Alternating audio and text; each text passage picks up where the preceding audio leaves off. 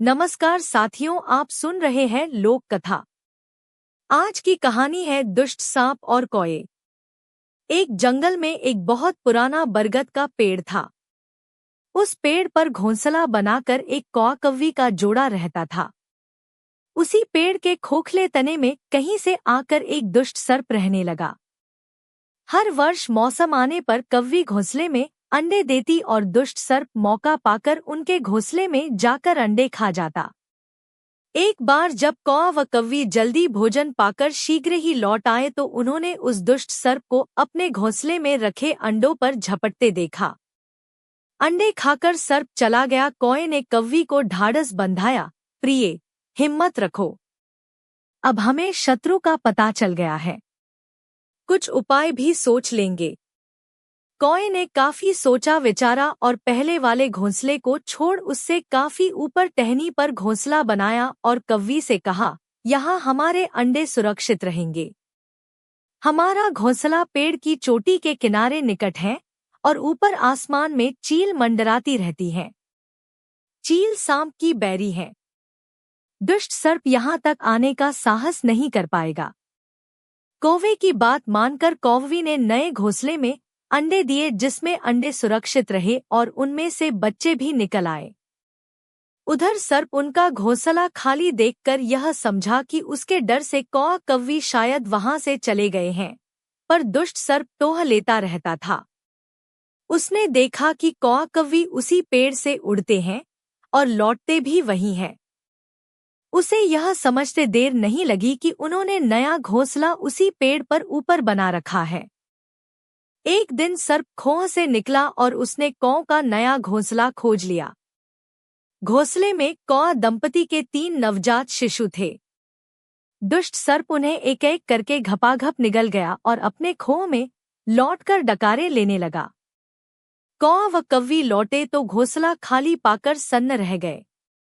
घोंसले में हुई टूट फूट व नन्हे कौ के कोमल पंख बिखरे देखकर वह सारा माजरा समझ गए। कव्वी की छाती तो दुख से फटने लगी। कव्वी बिलक उठी, तो क्या हर वर्ष मेरे बच्चे सांप का भोजन बनते रहेंगे? कौ बोला, नहीं। यह माना कि हमारे सामने विकट समस्या है, पर यहाँ से भागना ही उसका हल नहीं है। विपत्ति के समय ही मित्र काम आते हैं। हमें लोमड़ी मित्र से सलाह लेनी चाहिए। दोनों तुरंत ही लोमड़ी के पास गए। लोमड़ी ने अपने मित्रों की दुख भरी कहानी सुनी। उसने कौआ तथा कव्वी के आंसू पोंछे। लोमड़ी ने काफी सोचने के बाद कहा, मित्रों, तुम्हें वह पेड़ छोड़कर जाने की जरूरत नहीं है।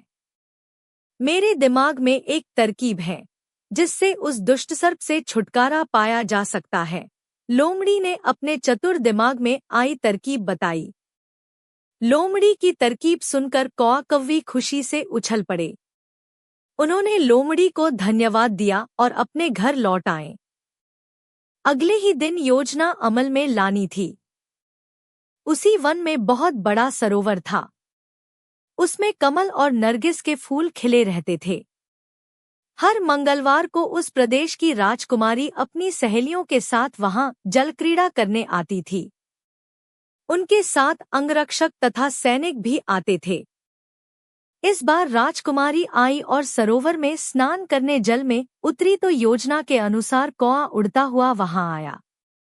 उसने सरोवर तट पर राजकुमारी तथा उसकी सहेलियों द्वारा उतारकर रखे गए कपड़ों व आभूषणों पर नजर डाली।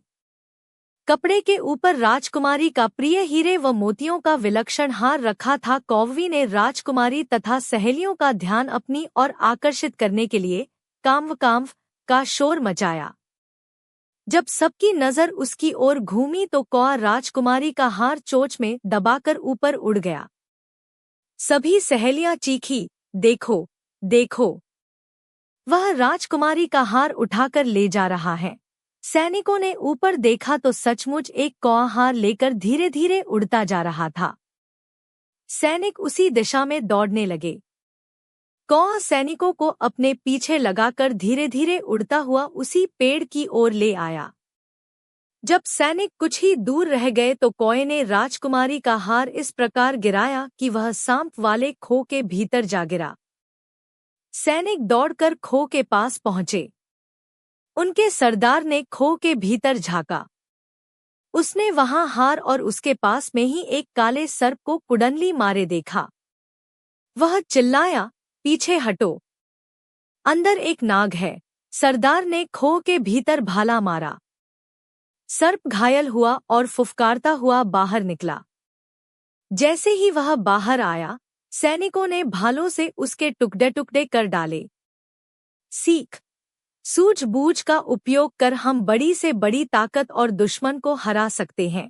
बुद्धि का प्रयोग करके हर संकट का हल निकाला जा सकता है। आपने कहानी सुनी, इसके लिए आपका बहुत बहुत धन्यवाद और आपने सब्सक्राइब किया, इसके लिए मैं बहुत बहुत आभारी हूँ।